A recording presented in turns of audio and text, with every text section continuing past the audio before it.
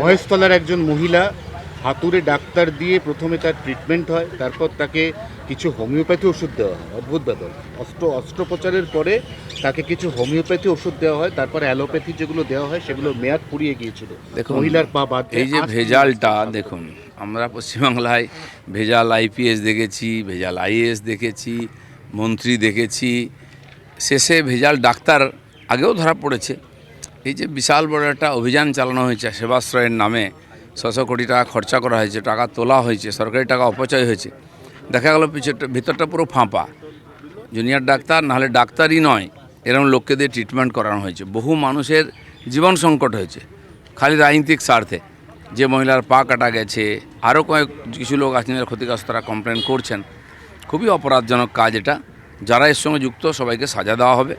আর আমি বলছি, যারা ক্ষতিগ্রস্ত হয়েছেন তারা পুলিশে কমপ্লেন করুন, তার সমস্ত ব্যবস্থা হবে। দীর্ঘ কয়েক দশক পর এবার অবশেষে সেকেন্ডারি রানওয়ের কাজ শুরু হচ্ছে। এবার মসজিদ অবশ্যই দরকার। আমাদের কলকাতা এয়ারপোর্টের উপরে এত চাপ বেড়ে গেছে, একটা রানওয়ে দিয়ে কাজ হচ্ছে না, লেট হয়। আর একটা রানওয়ে আইডল পড়ে থাকতো অনেক দিন ধরে, খালি রাজনৈতিক কারণে কিছু লোককে বসিয়ে দেওয়া হয়েছে। নামাজ পড়া বা পূজা করা এয়ারপোর্টের মধ্যে সম্ভব নয়। আমরা ফুটপাথ খালি করছি, আমরা স্টেশনের প্ল্যাটফর্ম খালি করছি, এয়ারপোর্টও খালি হবে। আমার তো মনে হয় যারা ওখানে আছেন তারা ঠিকঠাক সহযোগিতা করুন, সরে যান বৃহত্তর স্বার্থে। ওইরকম একটা ওখানে থাকতে পারে না কনস্ট্রাকশন। আমার মনে হয় তারাও ব্যাপারটা বুঝেছেন, সরে গেছেন। এইভাবে আলোচনার মাধ্যমে সমস্যার সমাধান হবে এবং বাংলায় এগোবে। এবার ডাবল ইঞ্জিন সরকারে অরুণাচল মডেলের মতো বাংলায়ও দেখা যাচ্ছে ভাইব্রেন্ট ভিলেজ তৈরি হচ্ছে মডেল। না, অলরেডি আগে থেকেই আছে এগুলো, সরকারি কেন্দ্র সরকারের প্রকল্পও আছে। একদিন তো ভিলেজ কোথায়, শহরের লোক বঞ্চিত ছিল। তো এখন যেমন 30,000 কোটি টাকার জল জীবন মিশনের লুট হয়ে গেছে, কোথাও জল পৌঁছয়নি। কী হয়েছে কেউ জানে না। এগুলো ইনকোয়ারি হবে, সাধারণ গরিব মানুষের জন্য এই সুবিধাগুলো।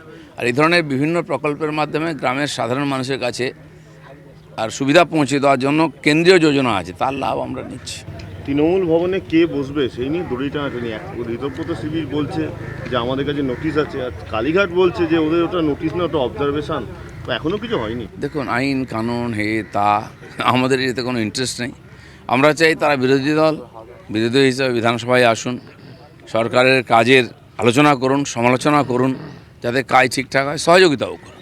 ঠিক মিউনিসিপ্যালিটি কর্পোরেশনগুলো তো তাই করুন। মানুষ ভোট দিয়েছে, পঞ্চায়েতেও আসুন, তারা নিজেদের দায়িত্ব পালন করুন। কোথাও তারা ক্ষমতায় আছেন, কোথাও বিরোধিতা আছেন। এতদিন সরকার চালালেন, এত কিছু করলেন, আজকে সহযোগিতা করবেন না, নিজেরা লড়াই করবেন, সেই জন্য তো লোকে ভোট দেয়নি। 21শে জুলাই আসতে আর তো বেশি বাকি নেই। এখন এবারের 21শে জুলাই কোথায় হবে, কারা করবে, কারা আসল এবং কারা নকল, এটা এখনো পর্যন্ত রাজ্যবাসী বুঝতেই পারছে না। এ কেমন সার্কাস? দেখুন, একটা জিনিস তো বন্ধ হবে, 21 জুলাইয়ের ডিম ভাত বন্ধ হবে। কমপক্ষে যারা শহীদ তাদের শ্রদ্ধাঞ্জলি দেওয়া হোক, এবং এই যে গণ আন্দোলনের উপরে যে গুলি চালিয়েছে সেই সময়ের বামপন্থী সরকার অমানবিকভাবে, তার নিন্দা হওয়া উচিত। তারা সবাই শহীদ, সবার কাছে তারা শ্রদ্ধেয়। গণতন্ত্র রক্ষায়, গণতান্ত্রিক অধিকার রক্ষায় তারা লড়াই করেছেন, সেটা আমাদের কাছে গুরুত্বপূর্ণ। কে কোথায় করলে এটা গুরুত্বপূর্ণ।